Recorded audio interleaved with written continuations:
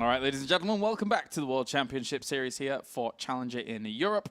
As we've concluded 3 series already, and so far Team Liquid are looking good. They want to make it 3 for 3 though now, as we go into their 3rd member, going up against quite the fearsome opponent, but someone who equally similar to you. I think you guys dubbed Harston one of the gatekeepers of the Premier League. It wasn't me. Well, definitely wasn't you. No, it was somebody else. Don't put this on me. Okay, but it will be Marine, who is in a similar position, but for Challenger. Let's take a look at game number 4 here, as Rhett will be going up against Hero Marine. And Hero Marine has been in Challenger and lost in Challenger almost more than any other player I can think of. He's been here 4 times, and unfortunately for him, he's lost all 4 of them. Yeah, that's probably a record, and that's not really a record you want to hold. No. I mean, it's great that he keeps making it through the qualifiers, because those qualifiers are not easy. I look at the brackets in Europe, and it's just, if you see the amount of players that they have to go through, they look very tough to me.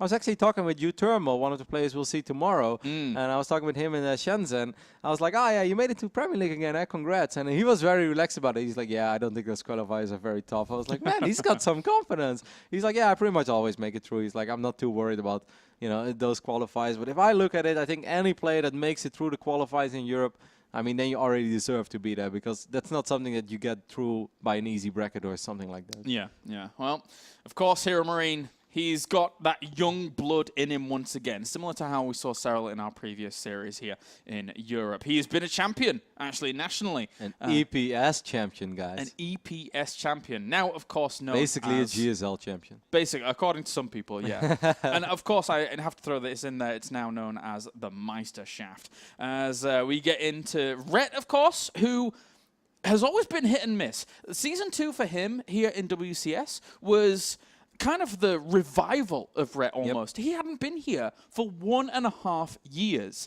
So now, here going into Season 3, he absolutely needs to prove that he can hit the consistency button. Absolutely. People often look at Rhett and be like, yeah, he was good in Brood War and he may have had some success early on, but have never been that impressed with Rhett. And that's just wrong, because in 2011, Rhett basically won the most prestigious European tournament back then, the European Battle.net Invitational, which happened in Poland, the same country as our Season 3 finals will be happening.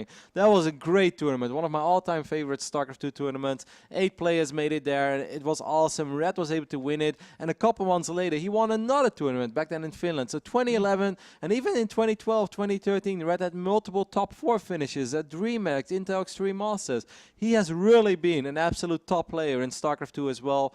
But then early on, Heart of the Swarm, he couldn't really get it together. And a couple moments, he had a couple good series, but he was never really able to make another deep run, a memorable run, until Season 2 last season. That's finally like, hey, it's a little bit of old school Red magic that we got going on over here. For me, it's really about, for this series at least, can Marine overcome this hurdle that has been in his way for 4 Challenger seasons? Because he's hungry for it, so hungry for it, his opportunity to try and prove himself in Premier. He's kind of one of those stories similar to Marine Lord, where we always kind of tout his prowess. We always say, he is a really good player, guys. Promise, we trust us. But he hasn't been able to prove it on the big stage. Can he overcome that? Let's get into game at number 1 now between these two, as we have Cactus Valley going to be our first map. And it will be spawning up to the top right-hand corner, our blue Terran, indeed representing Mousesports. It is Hero Marine. And then down to the bottom right, we have a countryman of yours, I would say, in our lovely Liquid Red.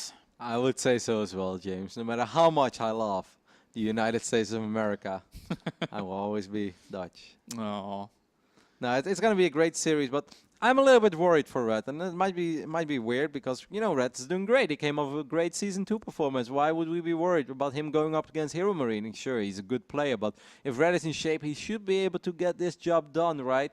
Well, with Red, like you said it, and I think I couldn't have said it any better, it's sometimes a little hit or miss. And after that great run at Season 2, I spoke with him a little bit in Toronto, and he's like, are you going to Homestead Cup? I was like, yeah, of course, it's always fun. He's like, yeah, I'm going to sit this one out. I was like, what? I was like, you're finally doing great. He's like, yeah, I think I need a little bit of a break. I was like, you're doing great now, man. Like, why, going. why do you take a break now? And he did sit it out. He's like, Yeah. just too many events. He did go to DreamHack Valencia, where I think he did pretty all right. And he may even defeated Petit Drogo 2-0, which I think was a great victory for Red, because Petit Drogo doesn't really lose a whole lot PVZs in Europe. So Red still showed us some great signs at Valencia, but he's going to have to bring his A game today, because, like you said, nobody wants to hold that record that Marine Lloyd, Hero Marine. Now you put it in my mind, James. Sorry, buddy. Is currently sitting on of losing multiple seasons in a row in Challenger. Yeah, it doesn't help that Marine's in both of their names. Yeah, I'm sorry, exactly. man. That's why I was giggling. You're like, he's a little similar to Marine Lloyd. It's like, it's just because of the name, right, James? I think it would be really funny if both of them just played Protoss as Zerg, you know? Oh, God. Like Protosser, like Several's brother? Yeah. Oh, my God, that guy. Call yourself Protosser and play Zerg. Yeah. You know how many people had wrong build orders in the start of the game because you read the name and you're like, oh, I'm playing as Protosser. Oh, great, yeah. Let's go Forge Fast. Well, that would actually work, but yeah. Wow. Let's open double guess. Speaking of doubles, we're getting double hatchery before anything here, as he did sniff out the fact that it was a command center first opener from Hero Marine, so at least he'll be able to deal with that. And before anybody gets angry at me somewhere, I am going to eventually call him Marine, because he also goes by the name Marine and Hero Marine. So, yeah. There you go. Or you could just call him Hero, and then we have 3 heroes. Hero. Oh, no, please. There's enough heroes out there. You know, if I get a dog, I'm going to name him Hero. I think it's a great name. If You know, if you have like a badass big dog, and you Yeah. just call him Hero. Like, I can that'd see- be pretty sick, actually. I Yeah, know. that'd be pretty sick. Like, you know, you get Don't him- you have a dog? No, not anymore. Like, I want to get a big Akita, and I want to call him Hero. okay. I think it would be awesome. Okay. Me and Hero cruising down Cali. That's the life, James. That'd be pretty awesome. That would be pretty awesome. Well, Hero Marine is scouting out everywhere. I don't think with his SCV that he sent down towards the south, he actually spotted this overlord. I thought he may have done, but it seemed... Wait a minute. Why is it chilling out there, of all places? Well, I guess he knows now exactly where he is. But, yeah, he must not have seen the overlord flying in down towards the bottom. So, yeah, just scouting out every location. I'm really excited for this. It's our first ZVT of the day. People love watching ZVT. I love watching ZVT. I think it's always great, especially when we get a couple of long, drawn-out games. Like the first 8-9 minutes in these matchups can be a little bit dull, talking about in-game minutes. But after that, as soon as Terran, you know, has Stim ready, as soon as those first medevacs are out, as soon as those first Widow Mines starting to wiggle down the map, and Zerg is going to try to go up to 4 bases, that's where I think things get really interesting in this matchup. And just looking at the way that Red has gone up to 3 bases now, I kind of wonder where he's going to take his 4th base. It could just be close to Hero Marine, but the 4th base is often... There's always that moment where the hatchery is going to tank some damage. If you build it that close to the Terran, it could be hard for Red to defend his 4th base if he takes it at that, you know, what is it, 4, 5 o'clock-ish position. But taking it all the way on the left side could also be a little tricky. So I kind of wonder, what do you think he's going to do? I think he might try and tuck himself in, but it really depends. I mean, you've got to have good creep spread, right? You've got to be really, really active on the map and making sure that you can just truly defend and lock down from that. But for now, we'll end up locking down. We'll hear Marine, should say, with his full front wall. Did he spot the 3rd command center? Yeah, he did. So Red already saw it? Yeah. Oh, yeah, he is, man. That's Did good. good. I actually didn't think he saw it already. He may have expected it, but spotting it this early on, that's really going to give him a peaceful state of mind to go with for now as well. We just see 2 Hellions, nothing else at this point. Maybe those, well, he has 2 more Hellions cruising on the map, but it's no 6 Hellion or even maybe Hellion into Armory, anything crazy like that. It's going to be a very passive opening so far for Hero Marine. So I was wondering... kind of analyze this for me, Roddy, because normally when I see Hero Marine play this matchup, very aggressive, very in his opponent's face, very much so wants to do big damage early on. This, from Hero Marine, is an extremely greedy opening. Triple command center, double engineering bay. But isn't this kind of playing to where Ret wants the game to be going? Yes, but in a way, it's also playing against Red. Red not really known to be the guy to go for a Roach Bane all in, right? So you can be a little greedy as Terran. But, you know, it goes 2 ways. One, Hero Marine's going to get a great economy. He's going to have a great start off. Things will go his way. On the other end, yes, indeed, you are playing a little bit into Red's strength, because we know, you know, no matter how old Reds get, I think even if Red, you know, enters his early 40s, he's still going to have great multitasking as soon as he has 80+ drones and he has 4 bases. He is just a very fast player, and Red loves it. Like, anytime that Red can make it into the base where facing the game where he has 3 bases, where he has Baneling speed, where he can get his first Mutalisk out, Red would always sign for that because he loves to play from that position. So I do agree with you. Well, we're into already the makings of a potentially longer series if they want to go this direction throughout the entirety of it.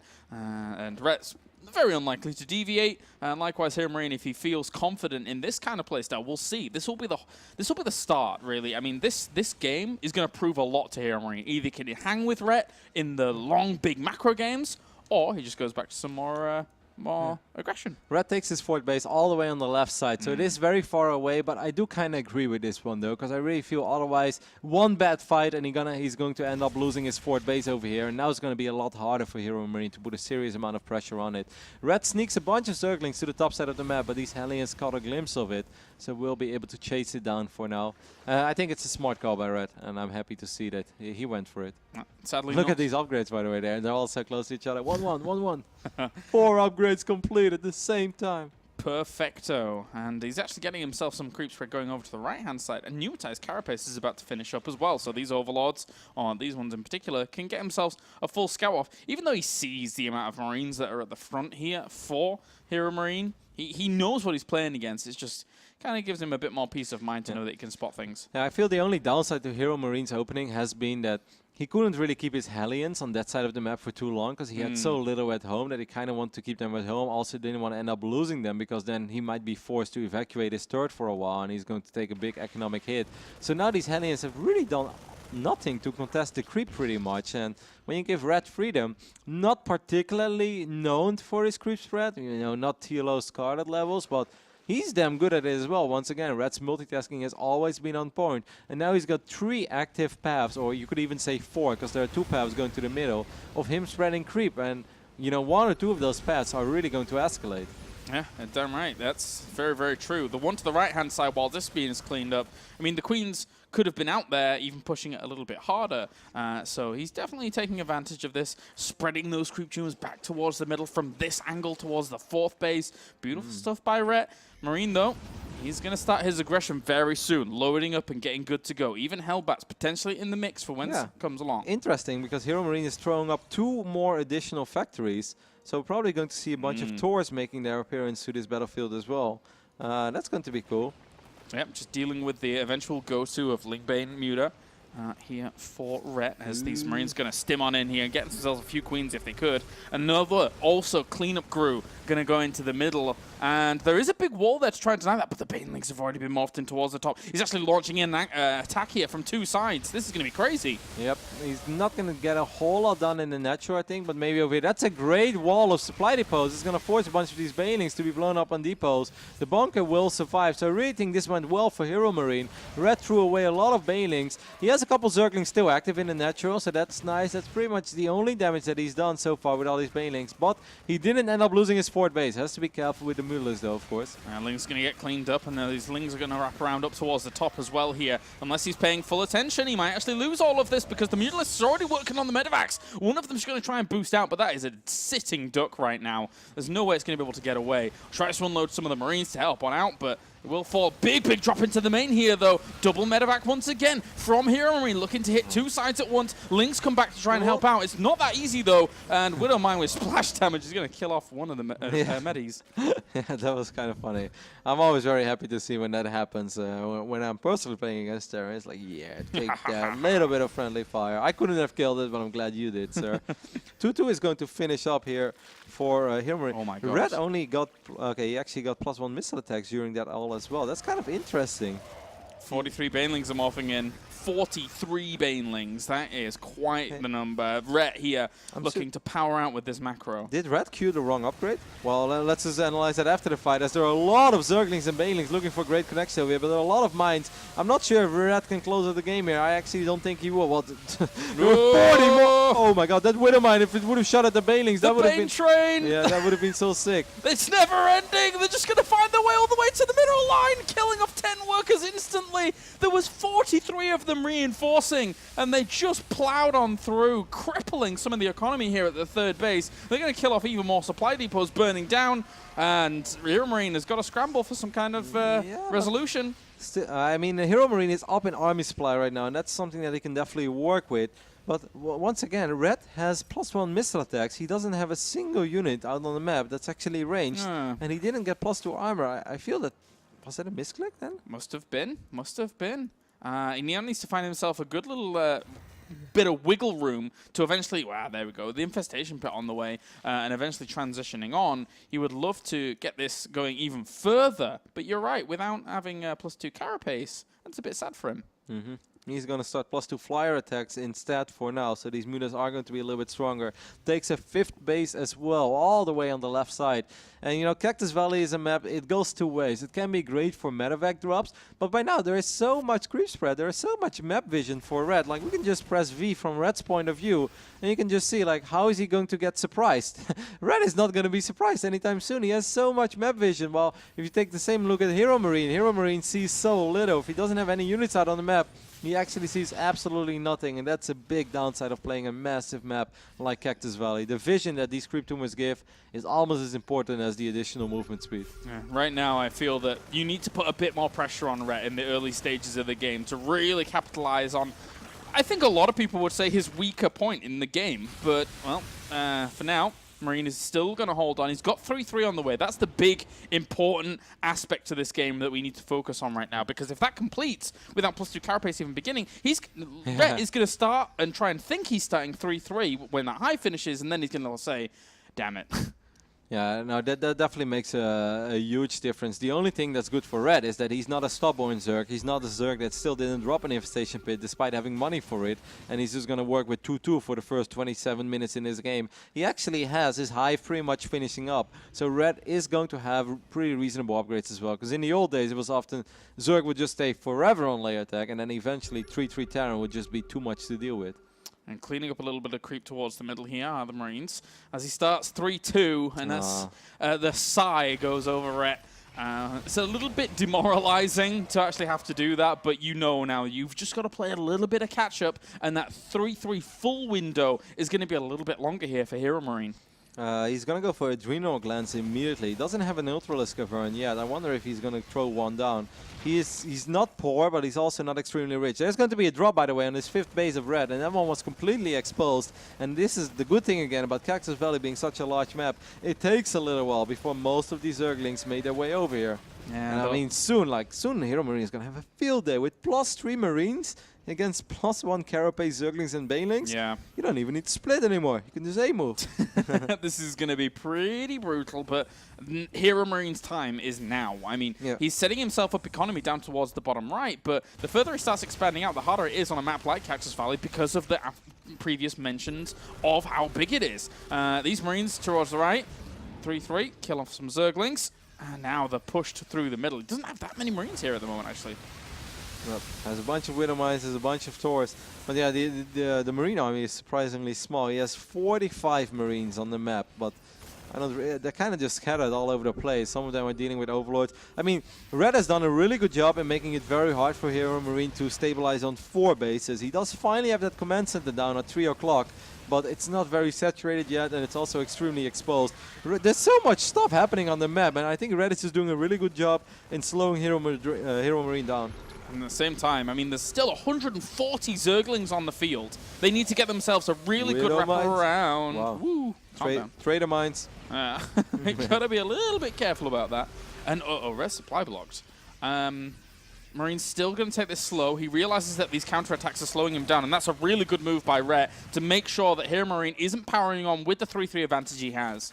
Yeah, but it's pretty much do or die right now, I feel, for Hero Marine. If this gets cleaned up, you don't just replace an army of 3, 4, 5 Taurs. The Widow Mines are not burrowed, at least not all of them, so Banelings actually roll into this army, kill all the mines immediately, and even the Taurs took a lot of damage. And kept some of the Marines at the back, though. 82 Lings still persist. There's a lot of damage being done towards the mineral line, but at the same time, that is going to be cleaned up eventually.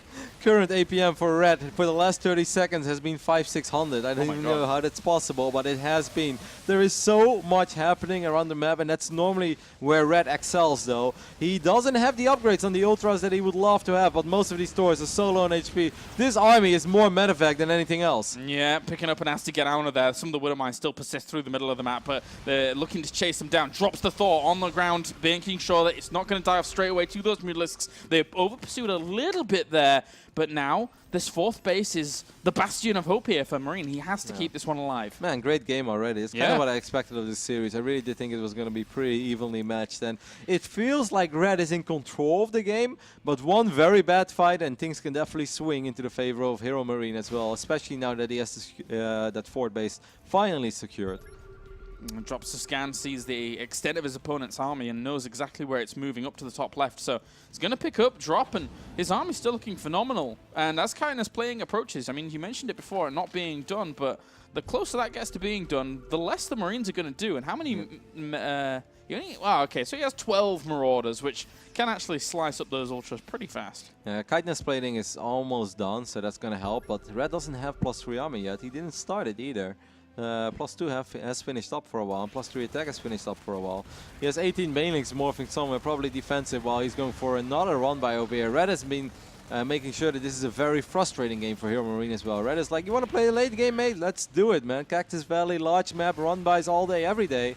This is what I love. Yeah, sending some Marines into the fifth base as well. Getting a lot of drones. They've only just transferred over here, so they will be cleaned up very, very quickly. Kills off 12 instantaneously. These Marines are still going ham. Somehow, some way, they were still getting kills, but at the same time, Bailing's over to the north and even killing off some of of these Marines. They were looking for SCVs, but yeah, there's nothing there. First world problems. You've killed all of them, Red.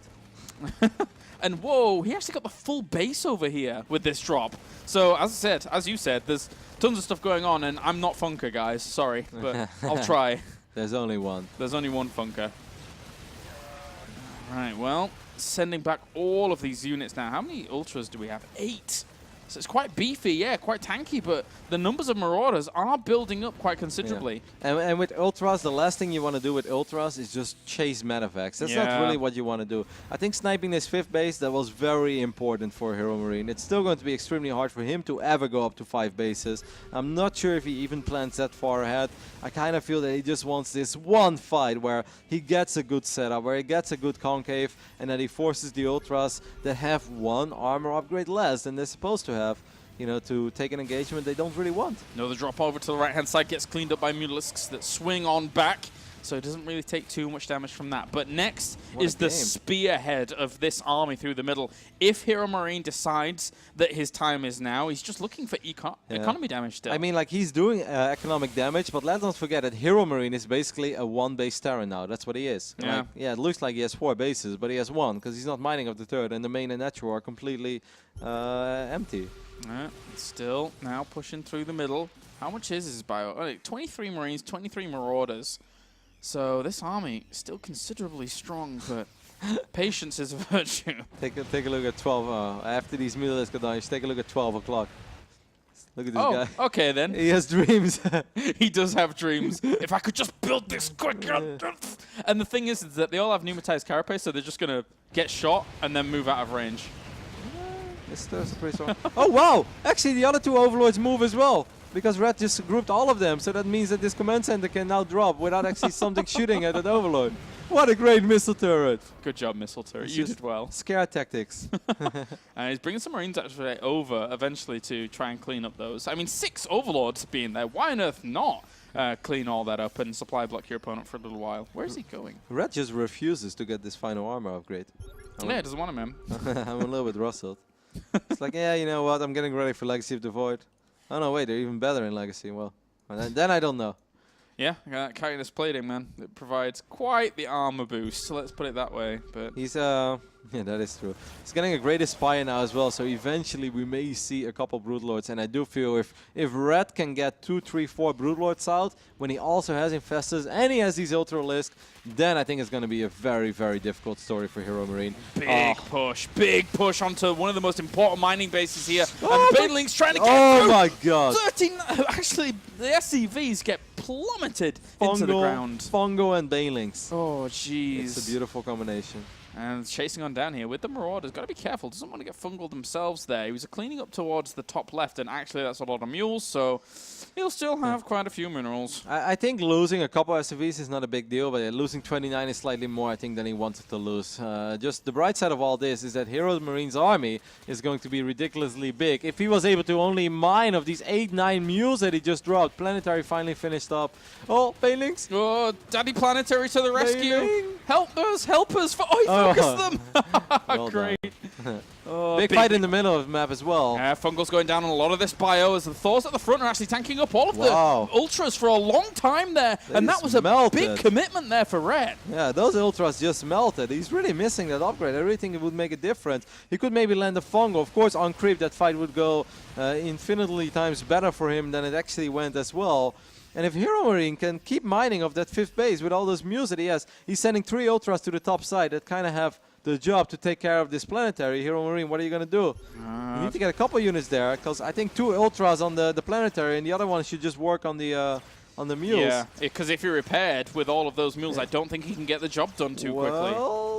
Reinforcements on the way. He got low, 300 HP, but the Planetary will live. Close, but no cigar. Ling's actually onto the right-hand side here as well. Onto the SCV line. 10 go down once again. Such a sick game. Brilliant way to start this best of 5 off. Yeah. And this is why everyone loves watching ZVT, James. It's just madness. This game, since the 8 or 9 minute mark, it's been non-stop madness. There's been so many counterattacks, interceptions, worker harass, big fights. There's been action all over the place. It's been very entertaining. But now can Rhett stave off this kind of tide of aggression we're seeing to the left-hand side, which is the most important corner of the map for him. He needs to keep his economy alive. I think he just wants to counterattack, or at least he wants to keep, because he needs to buy a little bit of time for his Broodlords. He has 2 Corruptors out now. He has 2 more on the way. 4 Broodlords, kind of what I mentioned. I think 4 Broodlords already completely changes the entire dynamic of the battle. But at the same time, Hero Marine is pushing into this position, and he's going to back off, being very patient about his assault, but... Patient or indecisive? I don't know, man. Regardless of what it is, it's not really doing the business. He needs to get some crippling damage done to his opponent. Yeah, I think he's a little indecisive. I think he's very worried, and the longer he waits, the harder this will become. Soon there will be 4 Broodlords, and I think from that point on, I think the best thing for Hero Marine is just to start dancing around again and avoid the army. So many scans going down. He wants to know where the army is. Spotted a little bit of it. Well, how are the Thor upgrades actually now that we talk about that? No weapons upgrades on the Thors at all. No. Normally they're actually quite useful against Broodlords. Picks up, gets out away from those Ultralisks. But Fungal? Gotta be very, very careful. No Fungal. There was a Fungal dream. Fungal dreams. So Red is down in supply. He's heavily down in army supply. That's 176 against 131. That's obviously big. But sees the Broodlords. But I just love Red's army right now. Like, I love the army of Broodlords. I love the potential Fungal as well on top of that army. The Broodlords are a little bit exposed, but there is just not a whole lot of anti-air. The mines! He got the Ultralisk Cavern as well during all of this, and the Ultras to the left-hand side were very, very bottled up in a section where they couldn't really get a good wraparound on this bio, while the bio and Thors were dealing with some of the Broodlords at the back, but the Ultralisks have been let loose now up to the top left. They're trying to chew their way through all of these Thors, but the bio still persists in the middle of the map. The Corruptors are actually doing a great job against the medevac count, and slowly they could pick away at this bio. I mean, that was a great fight for Hero Marine, but now he almost has no anti-air. Like, all he has is the Thors, and Thors don't kill Broodlords very quickly. There's no Marine. There's not a single Marine in that army. Oh no, he somehow needs to keep these Thors alive. Drop mules, do something. If you can kill the Broodlords off them, this is big. Yeah, he has 4 Marines now. Those 4 Marines should be able to do the job. Oh, he changed it. He changed it into the armor shells here of the Thors. They're going to kill the Broodlords off. There's really not a lot left here for Rhett. He's making desperation lings here. Oh my god. Wow. I mean, like you mentioned, all those Ultras, they were just, they were choked up over here. Yeah. They were not able to get through this little, basically what normally is a natural. Red's going to go for another counterattack. Hero Marine's obviously quite broke, but he can drop mules for days on that 12 o'clock base. I don't think that Red had to lose that fight as decisively, I say in between brackets because it got quite close in the end, but as he did. Because I think if those Ultras get a better engagement on those Thors and those Marauders, I think that Red could have maybe even won that fight. It's rare you actually see that kind of prolonged a fight in StarCraft 2, but that was a long one. Yeah. And in the end, it looks like Marine here is really leading the charge with it. And look at all these units. I mean, because the medevacs were all killed off, everything is on its last legs at the moment, but they are holding on. This is the Terran resistance right here, staving off all of these Lings that are coming up, but these Lings have to do something. Widowmine's going to connect with a few of them. Drones evacuating out. The rest of the bio's going to fall to drones and Lings. Oh my god. But Red is broke as a joke. He doesn't even have money anymore for another hatchery. He has nothing. He has to go long distance mine. Oh my god. And it's some next level long distance mining. It's not like a little bit of a long distance mine, but he's long distance mining for ages. GG. Game number 1 goes to Hero Marine. And what a game it was. 36 minutes of that, but Hero Marine showed that he can stand the test of time in terms of these macro games against Rhett. I'd be exhausted after just playing this game. Like, you know, the other series we kind of said like you're 2 games in and you wonder if you start this best of 5, but it's already 2-0 lead. Now after a game like this, I think that's really intense. Like, you know, if you have a 25-minute game with a lot of action, already at the end of the game you're like, you know, huge sigh of relief. This was 36 minutes of almost non-stop just going at it, an absolute slugfest. And Red is going to have to be kicking himself a little bit, man. Missed an upgrade, and that final engagement could have been so much better for him because he was really starting to take control of that game. Hero Marine was not mining anymore from 3 o'clock, so he was a 1-base Terran again after he was a 1-base Terran before that. And I felt he was a 1-base Terran for the longest amount of time. And he was very patient. I thought he was kind of indecisive because he was going down, up. He was just kind of running circles of what to do.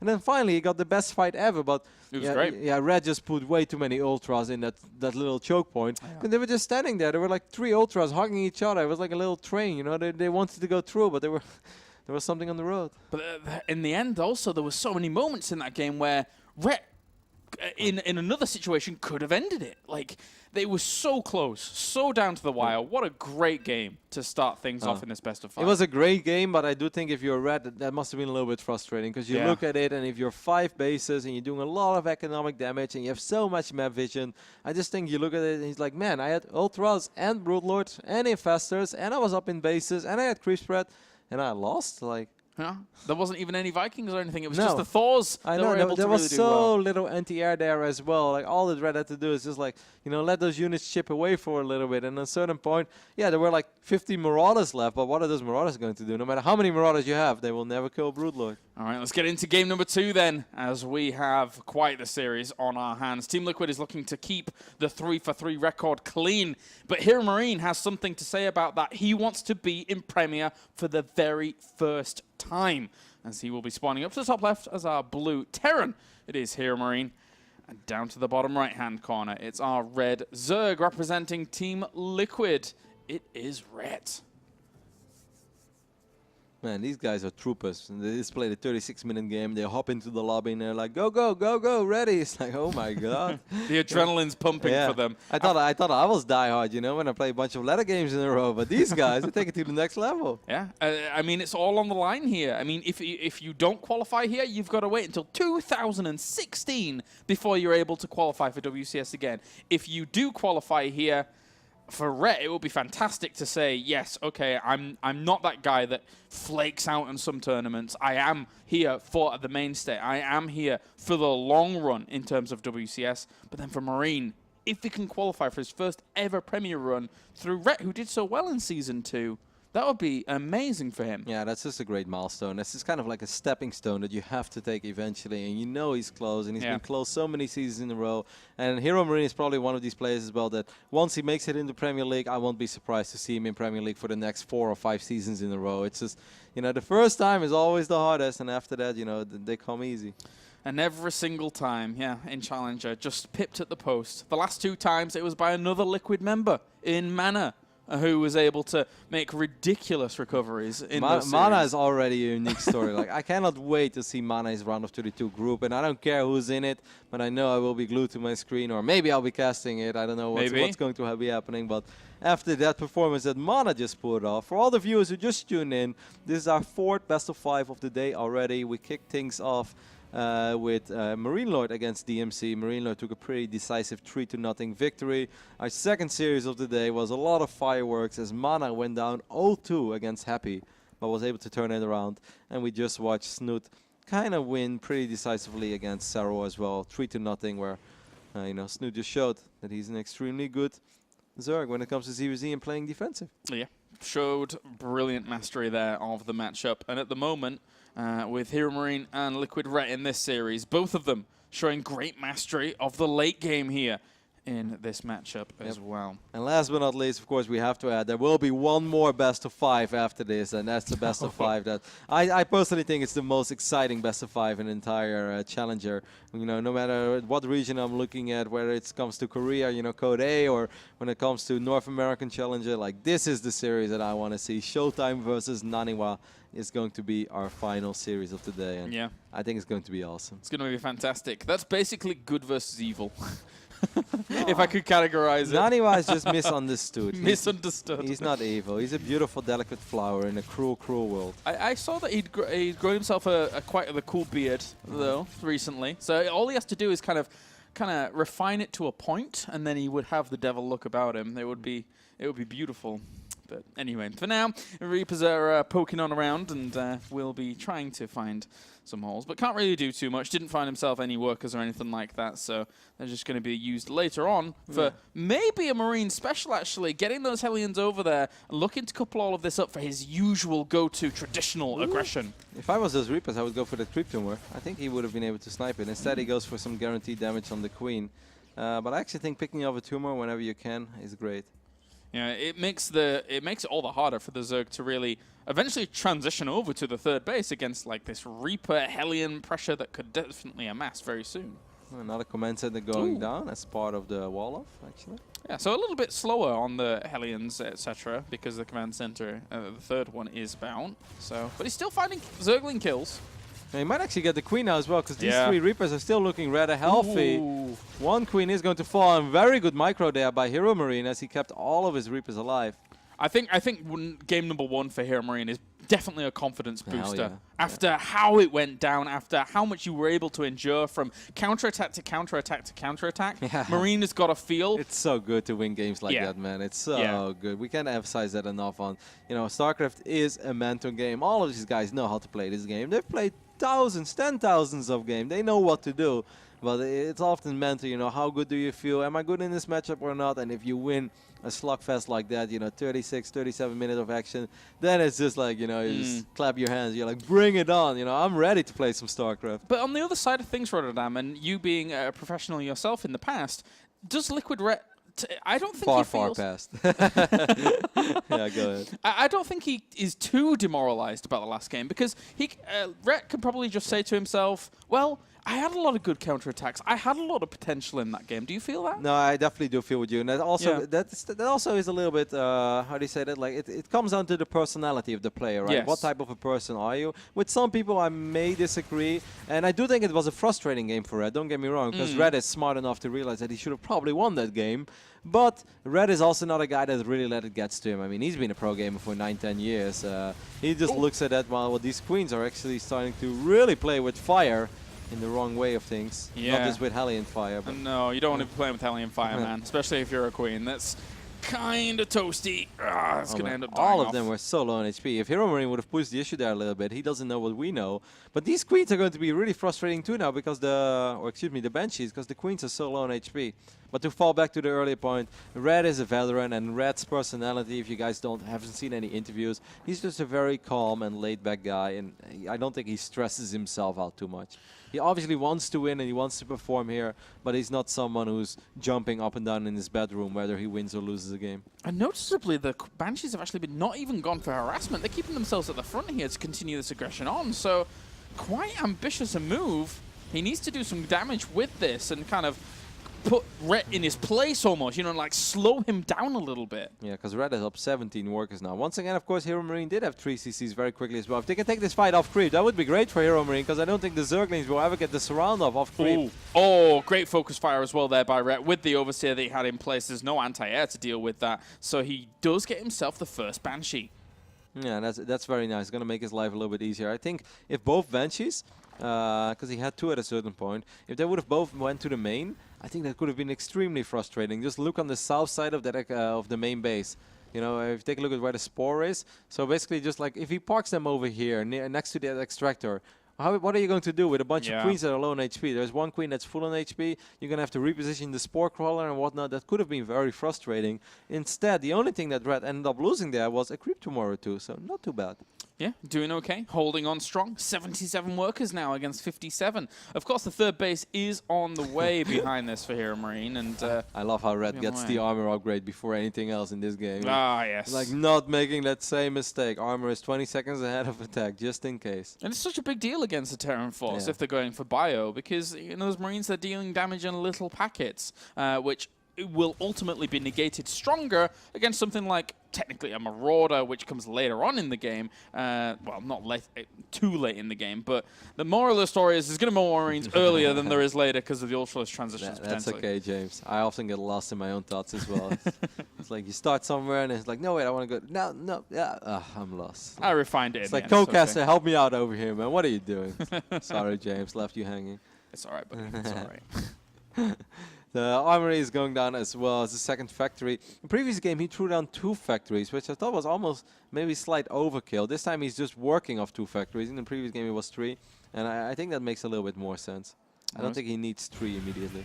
Looking to push through the middle again here. Saved and retained all of the Hellions from prior and continues to put on the pressure, but still needs some good damage to be done. There's actually the counterattack going straight on in here for Rhett, and he has actually Doors are open. Oh, dear me. So that's going to get himself a few easy SCV kills. Yep, there shouldn't be too many, but it's just lost mining time, right? And if you get a couple, you can soften them up a little bit as well. So maybe, prepare the alley-oop for your Mutalisk later on. And he does get like at least 2 or 3 worker kills for his troubles there. And it drew the entire army back. It drew the army back, and a lot of them are very low on HP now. So later on, if those Mutalisks swing in, it's a bunch of easy kills. And for now, Centrifugal Hooks is just about to finish up here with these Lings, repositioning themselves to the right-hand side.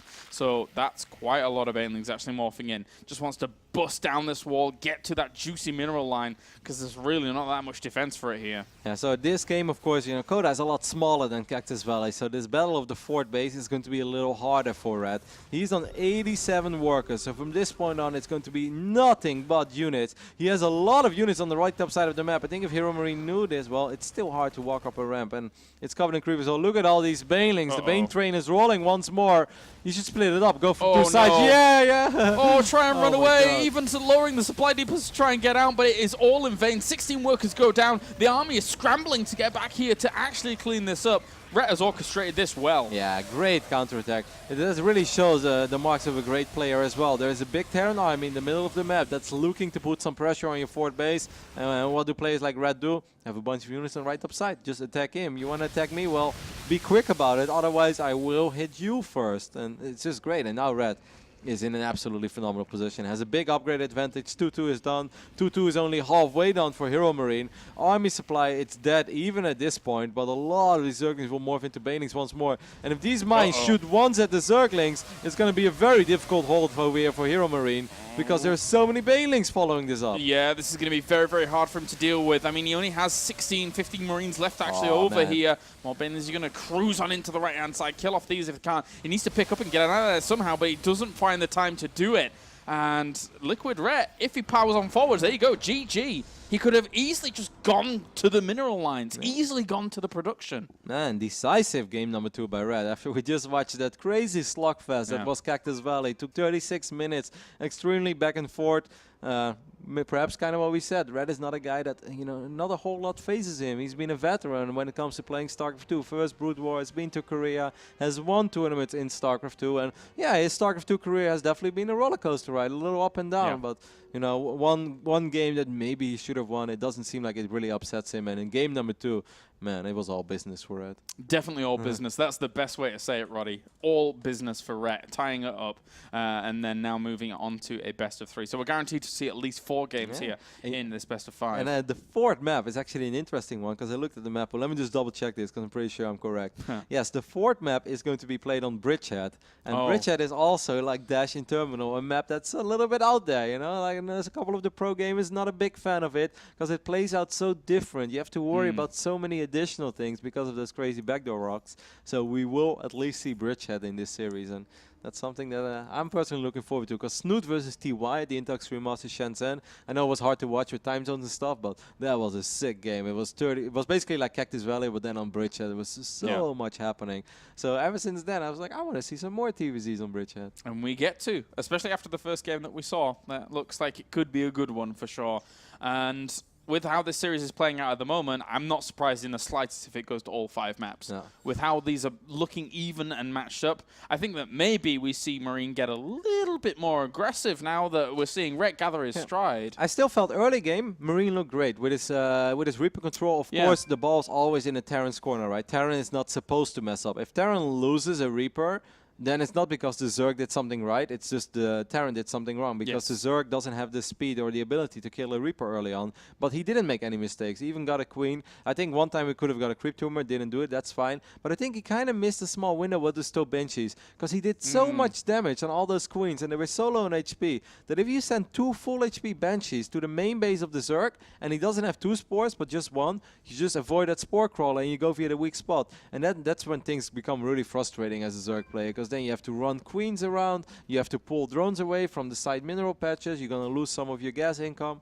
And I kind of think that would have been a better decision for Hero Marine than keeping the Banshees near the Hellions and not really getting anything done. I mean, if you keep them even with the Hellions, and you have softened up all those Queens, Yeah, be a then bit go more for aggressive. it. Yeah. Just get them. I mean, that's the kind of you're negating or bringing them low so that you can exploit those Banshees. He was setting himself up for a follow-up, and then he didn't follow up. Yeah, oh well. Well, we'll find out if he can here in game at number 3, that's for sure, because Marine still looking poised as going up against Rhett here, who shows in his late game or long game potential macro just signs of brilliance as we get into Iron Fortress now. What I've always been amazed whenever I watch Red play ZVT is the ease he can get up to a ridiculous drone number and not die. And I know this is one of the oldest stories, like, Red over drones. Like, people have been saying that in like since 2010, 2011. But for a while, it was like Red over drones and he dies, you know. It's like, well, that's great that you have a reputation of going up to a lot of workers if you die. But over the last 6 to 8 months, I really feel I've watched quite a few ZVTs where he gets up to 4 bases, he gets up to 80 drones, 85, 87, and he doesn't die. And obviously on that moment, you know, that's Red's playing field. That's what he loves, just throw units. That's, you know, that's the way that he loves to play StarCraft. And let's see if he can do that here on Iron Fortress. Game at number 3 now here for the World Championship Series Challenger Day 1 from Europe. We've had some great games so far. And long may it continue as we have spawning down at the bottom right-hand corner, tying up the series. It is Liquid Ret in the red. And to the bottom left-hand corner, we have our blue Terran. It is Mr. Hero Marine. You think he does that on purpose? Play with Red? No. It does have a nice ring to it. It does, but... Oh, well, what is he named after? Is he named after Retribution? Is that why he's called Ret? Do you know this? I have absolutely no idea, actually. I need to ask him at one point, but I've always meant to and never really done it, so... There's a lot of very funny stories behind some of the player nicknames out there. Yeah. It's like when you ask around. It was a big thing when StarCraft 2 just came out. You know, a lot of players were giving interviews and explaining their nicknames. True. And I remember giggling a couple of times. It's like, this absolutely makes no sense at all. Like and there is this one weird Dutch guy who names himself after the city he comes from. It's like, wow, you've got an A+ for creativity, don't you? Wow. Yeah. I was about to ask, is it really just because of the place Rotterdam? It's just like, you know, in Warcraft 3, you used to make new accounts all the time, right? You could just like make a new account over and over again. I did that a lot. Yeah, and then one day I was playing with a couple Dutch friends, and I wasn't very good at the game yet. And I just made new accounts over and over again. At first, I just called myself by my name, and I didn't really know any nicknames. And then we went to play on the North American server, so everybody took their city name. You know, one guy was from Amsterdam, one was from The Hague, and I called myself Rotterdam. And it turned out, you know, that in Warcraft 3, the North Americans were slightly less good than the Europeans, so my stats became really good. So I was like, man, I'm so proud of this profile. You know, it's like beautiful stats, great win record. And then the people were, you know, the first time someone was like, oh yeah, Rotterdam, he plays. You know, arranged team on the North American server. I was like, oh my god, I'm known as Rotterdam. Like, I gotta stick with this, you know. And then on a certain point, you can't go back anymore. And then later on, I was like, oh my god, why did I call myself Rotterdam? But, oh well, gotta roll with it, James. Sticks when it sticks, man. It sticks when it sticks. I think my favorite story about nicknames, I think it was Oz, who at one point in his career when he was on FXO wanted to call himself Pooh. And the team decided and advised him against it, even though he thought it was a glorious idea. And he eventually did not call himself that. So My favorite nickname, just to have a little bit more Warcraft history over here, was a Korean orc player who was actually extremely good. He is like tournament caliber or tournament winning caliber good. Yeah. And he called himself Who. Who? Yeah. So it's always like who won. It's like, yeah, who won? It's like, Oh, dear like, me. oh my god, this joke has been made 300,000 times. And it's just still confusing. It's like you can't actually, when you're casting someone like Happy, you can't say, oh, look how happy he is. I always fall into this trap of, look how content he is. It's like a downgraded version of Happy. Oh, whatever. All right, well, back to StarCraft land. If I could do it all over again, I would call myself Versus. Versus, oh my god, no, you monster. That's horrible. Like, everyone has a stutter. It's like, and it's going to be Hero Marine to the bottom left versus. Like, ugh. All right, so another triple command center opening over here for Hero Marine. Again, command center went down even before the factory, so it's super, super economic. I think it's good for Hero Marine that they got horizontal spawning positions over here at the bottom. That should keep the playing field a little bit smaller, which should work into his advantage, because I think cross map would have been more in Red's ballpark game plan. Definitely. He spots the creep down towards the bottom. Doesn't even need to scout anymore. So, but for the most part, he was playing this kind of greedy opener anyway, seeing that game one, yeah, he had success with it. So why on earth not? I've got a question for you, James. Whenever you played StarCraft, did you have a preference of spawning on the left or right side of the map? Left. Yeah. Totally left. Me too. I just like playing it's like in fighting games. You know, when you spawn on, I'd much rather spawn on the left than I would on the right, because I guess right to me feels like advancing. That's my way of looking at it. Yeah, no. It's just it's double factory, by the way, so this is very different than what we've seen in the previous games. Yeah. And Red is switching things up as well, so it's obviously interesting build orders, and we should pay attention to it. Because Red went 2-base Muda over here, not something we've seen from him yet in this series. I think he could have busted it out on Coda if he really wanted to, but he didn't do it on Coda.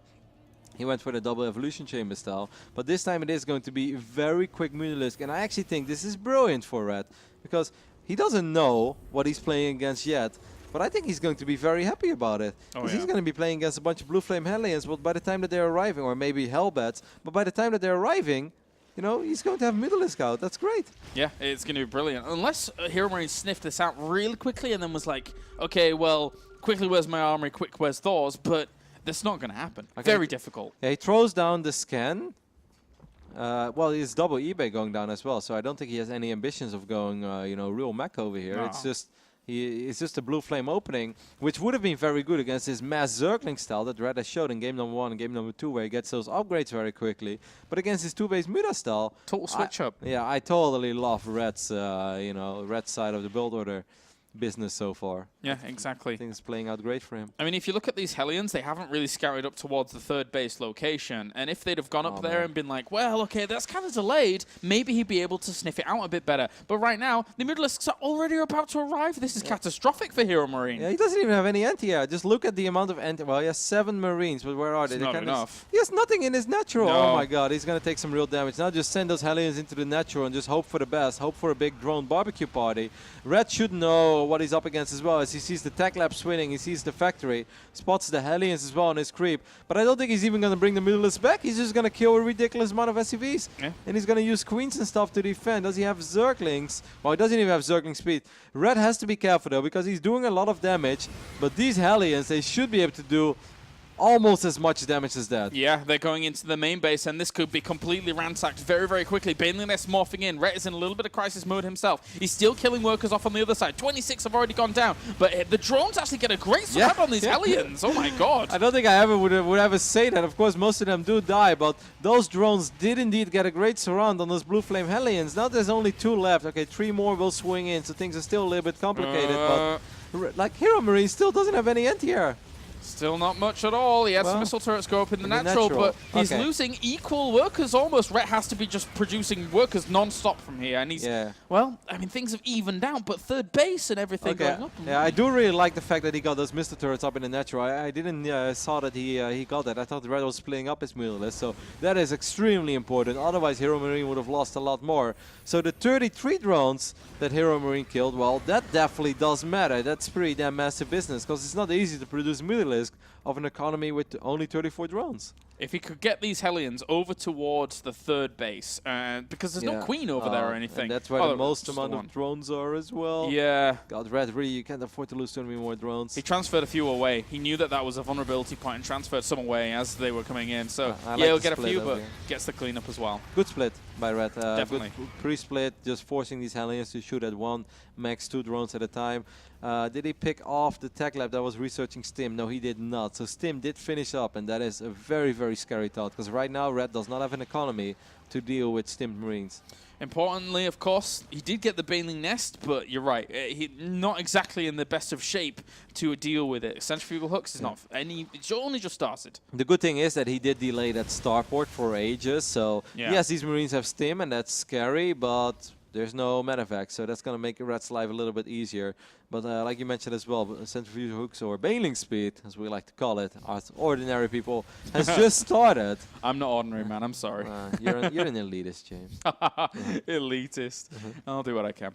Well, these mutalisks being zoned out here from the Hellions, so at least they'll be able to clean up all the active creep tumors, and that's actually a nice pickup there for Hero Marine if he cleans up the rest of it.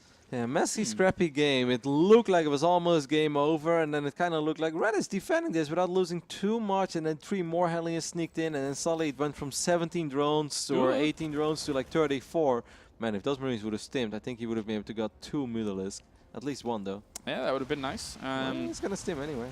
Trying to fend off the assault on towards his command center, and absolutely needs a third base up. Thing is that he can wall off some of these he just killed his Marine for himself. That was weird. I didn't see. But he can wall off these locations, and we're going to see like counterattacks swing on around once again, and Rhett is really getting his creep spread going now. Yes, and he has re-established the economy that he once upon a time had, or was dreaming of, as he's going up to 65 drones now. From this point on, I do advise Red to really start making some units, because obviously Hero Marine is going to put some serious pressure on Red soon, because he wants to do something about that creep threat as well. Especially when you play horizontal, you definitely don't want creep to be knocking on either your natural or your third base. That's true, because it can get over there very, very fast, especially if Rhett is having so much focus on 4 queens at the front to do that. These Marines are positioning themselves in a very precarious spot, just waiting for those mutalisks to try and swing on around, but they don't find them. For the people with OCD, Red does have 4 drones on his main extractor in the main base. Oh, does he really? The right one. Oh, no! This drives people insane. So many people get really angry when this happens. It's like, guys, it happens. It's just a drone. It's like, you're losing the game. It's like, I don't think the drone is losing the game. That one little guy comes back with the flag of surrender. But well, for now, looks like Marine has kind of stabilized himself. It's not exactly a full stable place at the moment, because Rhett is still really powering up now. Once all this room gets opened up with these overlords, he can start opening up the taps for a big army. I like that he's knocking down this cooling tower. I think that's very smart, because Red has been going for run-bys non-stop. And look at those Banelings already, actually, on the north side over here. They were all Red, I hope he's paying attention. He won't just blow up the cooling tower, right? I think they just walk into them, yeah. And it's like, aw, shame. Baneling hug. Banelings need love too. They're like, well, what are we supposed to do? There's no Zerglings here to help us. If only you could demorph. Yeah, morph back. And then tap, tap, tap, and then morph into the Ultra Bane. Yeah, see what you can. Well, Red picks up one of these refineries. That's nice. Going to work on the missile turret, but has to be very careful, as he doesn't have great upgrades yet on his middle list. +1 is about to finish up.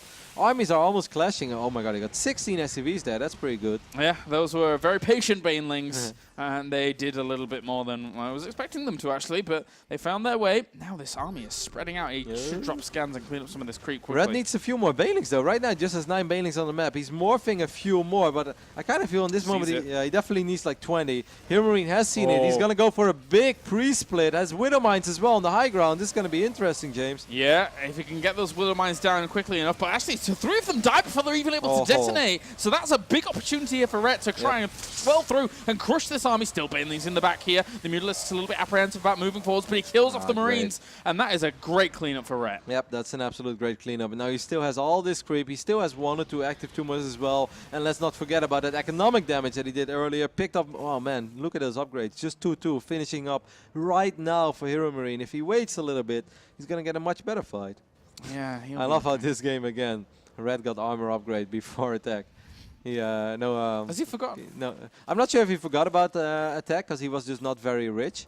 But he just got armor again immediately. Oh, well. Mutalisks are still going to dive on in and get on these missile turrets that are having a bit of a harder time being repaired. There's plenty of Mutalisks now, and especially with +1, it does make a big, big difference. He killed one of his own Marines again. It's like 2 for 2. Mutiny, man, it's real. Yeah, he doesn't want anybody going against him. The Marine Corps is strong and one. Live as a Marine and you die as a Marine. Yeah. There's no way out. That guy dreamed about retiring to become the missile turret guy. No. Each time he's just like, are these changelings? Find some at the front. Yeah. He's like, that Marine doesn't listen, kill him. It's like, wow, quite a dictator, are you, eh? Well, Mutalisks are going to swing into the back lines here of this third base and do some more damage. The missile turret from before was cleaned up by those Banelings having crashed into the rest of it, so opens up a great avenue for the Mutas. Oh man, 35 additional Banelings being morphed now in the middle of the map. Red is going to go for another big attack. He's mining off his 4th base. He has a 5th base on the way as well. He's just playing. He's playing great StarCraft. This was kind of a scrappy game. He lost an insane amount of drones. He was still up a few workers, but with the triple orbital command, some people may have even favored Hero Marine's position.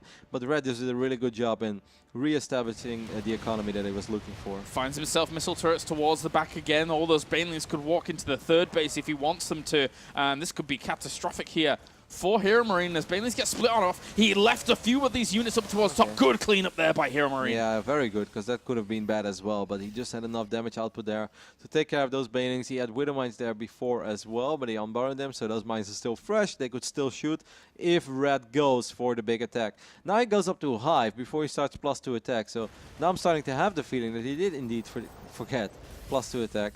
What's up with Red for getting upgrades? I don't know, man. Well, regardless, with that high finishing, yeah, there will be that damn moment. At least he didn't get +1 missile attacks this time. Yeah, and I think compared to the previous situation he was in, I think he's in a really good spot right now. Yeah. He is really bringing the fight to Marine, and Marine hasn't had any opportunity to drop. Only just now is really starting that kind of war effort. Yeah, the only problem there is for Red, and it's not really a problem, it's more like a luxury problem, is that he has killed so many SCVs that the army supply of Hero Marine is going to be very big. He's already up 26 army supply. There's a lot of Widow Mines. Oh, man, that's playing with fire.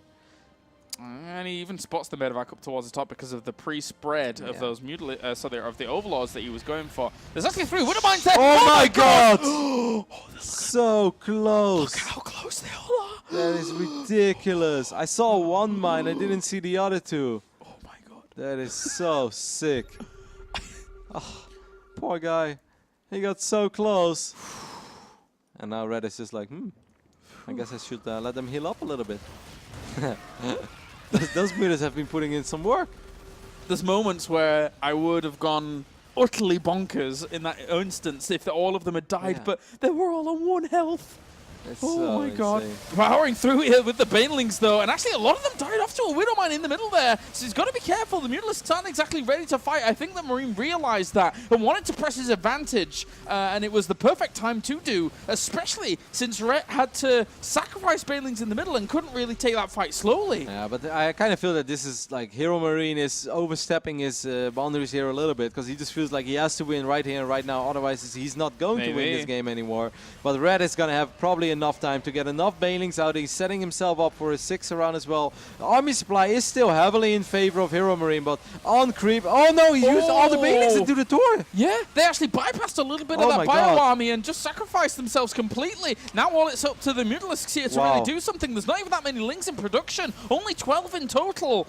Oh my god. Is this happening? I didn't like. I really thought Red was going to be able to clean it up, but then he just ran 10, 12 Banelings into a tour. Oh my god. And he's losing all of his Mutalisks as well in the middle of the map. Oh my god. Those mines, they may have not done it immediately. I can't believe it. I cannot believe how the game flow has just turned completely on its head from 3 Widow Mines down to the bottom left, being able to do the damage, to then forcing these fights and forcing these mistakes out of Ret.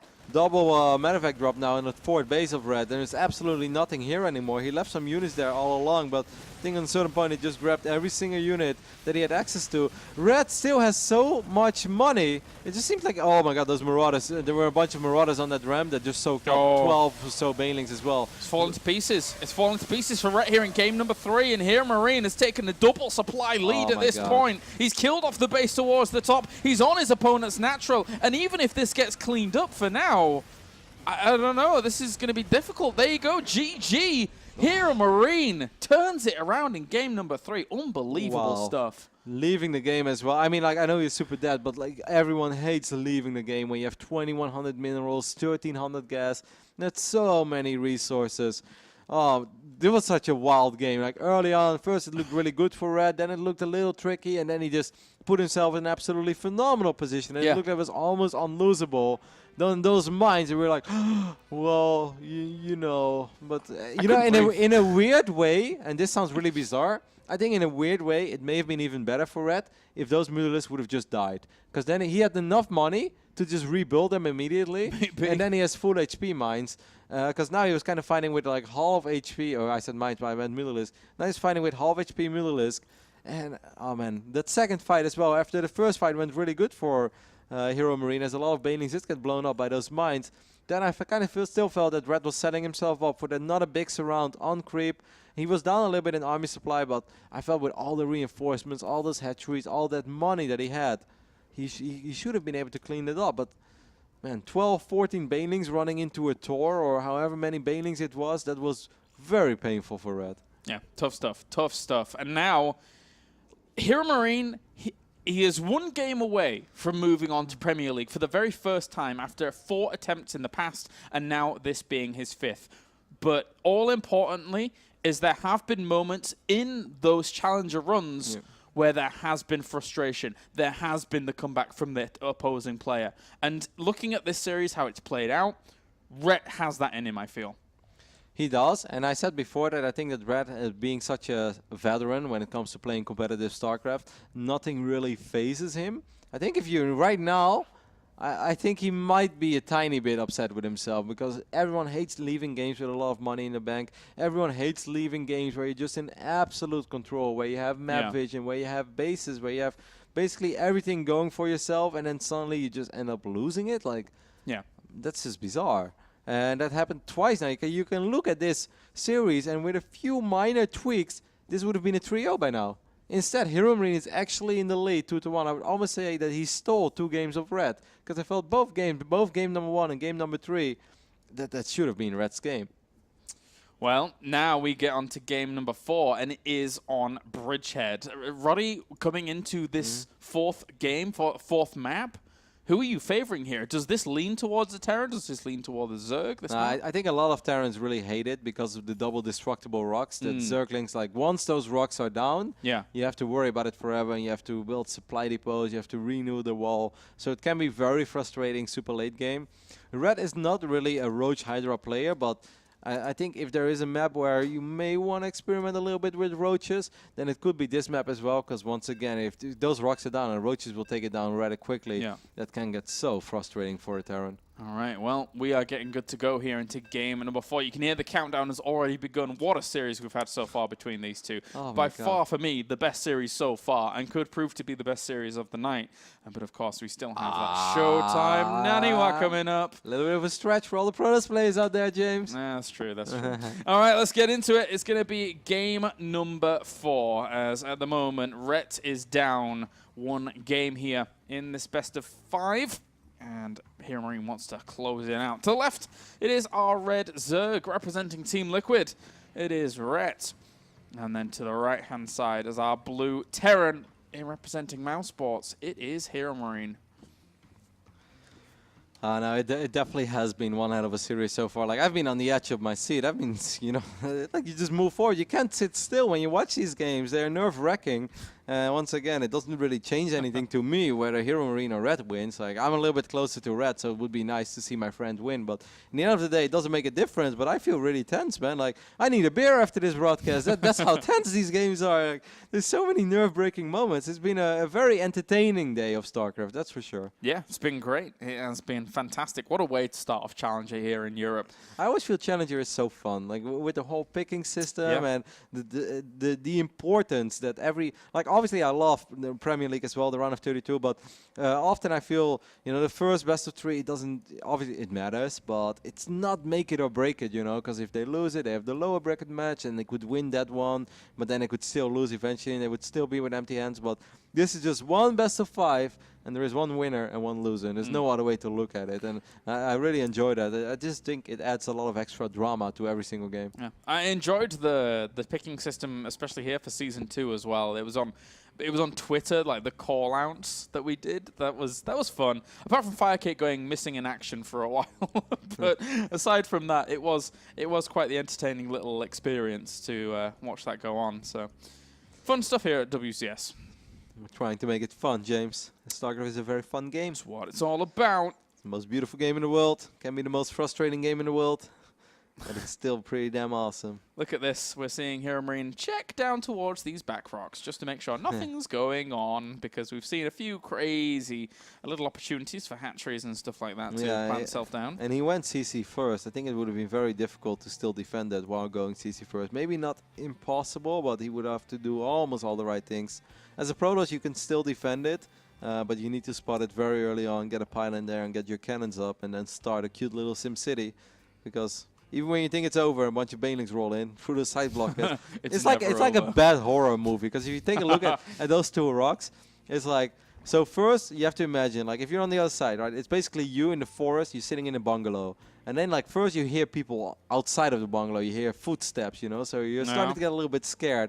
You see them work, so that what you do is you lock the door, so you're also known as you throw up a cannon. Then you think they went away, and then suddenly, through the forest, a bunch of Banelings roll in, and that's where the bad horror movie starts, James. It's they do never end, because you think you've killed the bad guy, and then they come up to this ramp, and then it's like, no! Exactly, it's like, did anyone lock the basement? It's like, we've got a basement? Not the basement! Oh, dear me. Oh, well.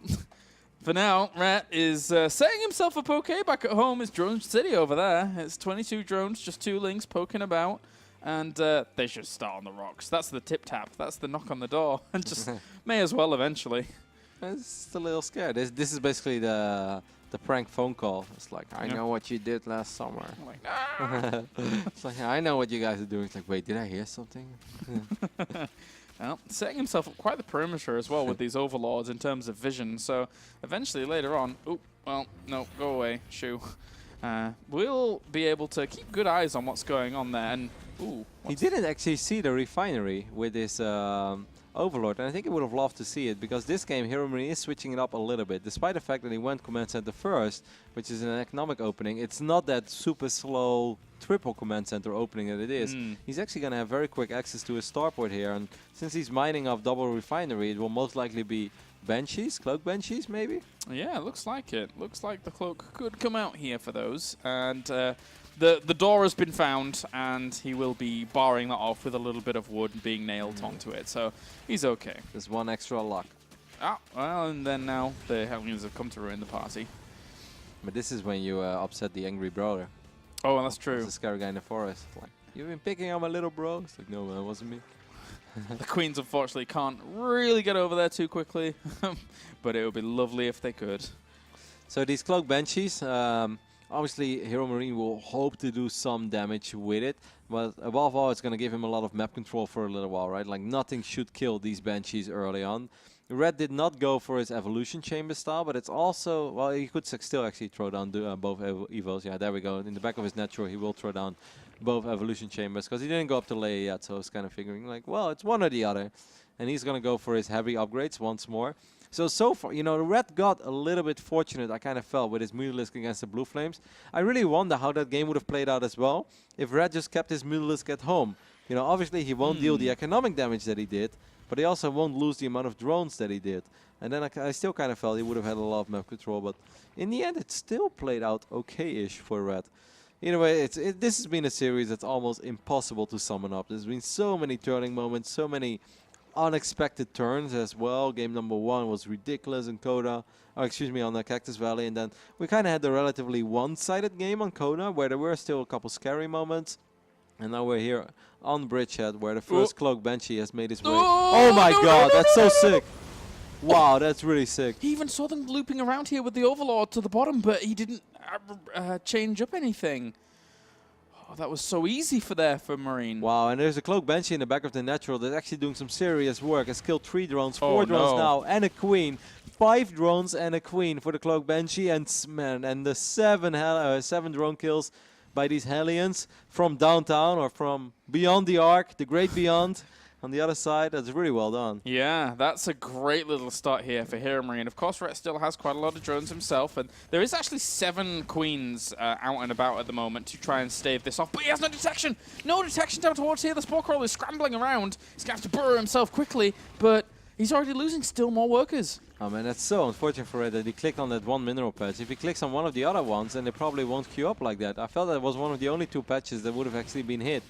Oh my god, so many workers have died already. I didn't realize when workers die on this map, they don't even have blood. They just have a little party sprinkle come out of them. But there you go. German StarCraft, no blood. Yeah, I guess so. Guess so. 19 drones have died. Just take a look at Control R right now and just see how effective Hero Marine has been. He has killed 23 units, has lost absolutely nothing yet. Oh. Doesn't want to be losing Banshee there, and the Hellions have been staved off in the back. So 1,250 resources lost to 0. You pointed it out just before. That is crazy numbers. 2 siege tanks have been made for Hero Marine, and he is looking to really put on pressure with this. This is a super old scoop, man. Yeah. This has been going great for him because Red has lost so much. He's going to see this, I guess, but does it even matter? Like, he's not going to have Baneling speed. The only thing he will have is 1/1 upgrades, and he has a bunch of Queens. Killing those Banshees would be a really great start for the fight. Red is going to work on his own rocks now because he wants to potentially, get a great engagement on this army. But just look at the army supply. 81 against 47, and it's a 1/1 push as well. This has really been a great setup all along for Hero Marine. He got the harass that he probably couldn't have even dreamed of. Oh my god, this might actually be the beginning of the end here for Red. Yeah, this could be Marine's opportunity to push himself into Premier finally after 5 seasons in Challenger of trying to hold on.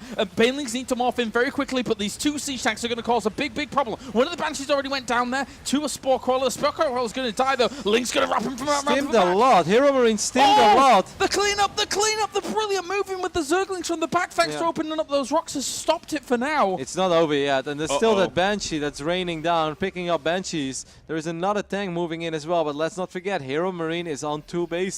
He still has a massive army supply advantage, but he has to be very careful. If that goes wrong one more time, then suddenly Red is in an absolutely phenomenal position. He needs another flank. But obviously, Hero Marine is going to wait for a second tank to get here and then slowly push himself forward. Red needs another flank to try and make this work, because right now the pre-split is beautiful and it'll slowly get closer. Still a lot of creep tumors there as well. That's going to give Red some creep later on. Oh, but here he's moving forwards now. The Marine's slowly getting closer towards it. That siege tank is actually in range. Coming from the south side.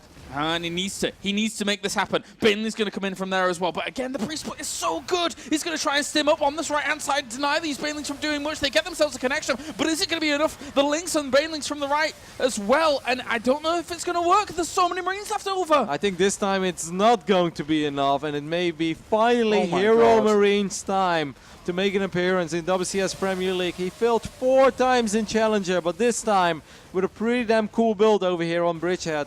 And really just playing to the strength of this map as well. GG, well played. GG, and what it means for Hero Marine to finally get rid of that Challenger curse that he has had. 4 series of being stuck in Challenger. He makes it through in the 5th against Liquid Ret, no less. And he upsets the Liquid clean sweep. They are now 2 for 3 here in Challenger on day number 1. Yeah, this has been a really fun series, and obviously it's a great moment in Hero Marine's career. He's still a young player. He's been around for a long time.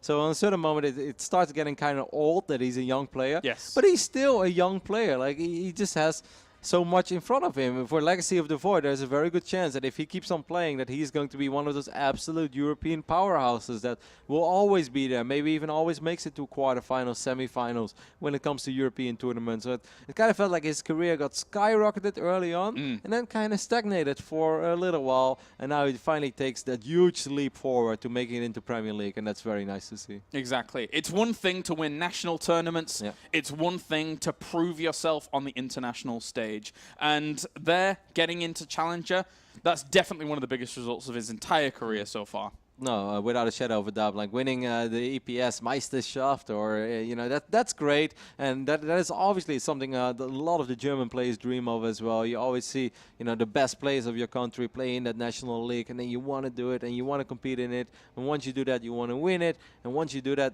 that feels great, and that's a great sense of achievement. But then you want to prove yourself on the international stage, and it was obviously a huge, burden, maybe even on his shoulders as well, that he just did not make it, and those things go into your mind as well. First time you just hope for the best. Oh, it didn't work. Well, maybe second time it's like, oh, it didn't work again. Third time's the charm, right? And if it then doesn't work, and then the fourth time, then at a certain point it starts going in your mind and drives yourself crazy. Like, will I ever qualify for Premier League? Jesus, And now he finally did it. So. It's great. It's great for him. So congratulations to Hero Marine for qualifying. No doubt we'll see Rhett back in 2016. Red will never leave. He's the eternal warrior. Yes, he is, man. He'll be around for a long time. All right, ladies and gentlemen, we are going to go to one final break. And when we are back, it is going to be Series 5 here of the World Championship Series Challenger. It will, of course, be Showtime going up against Naniwa.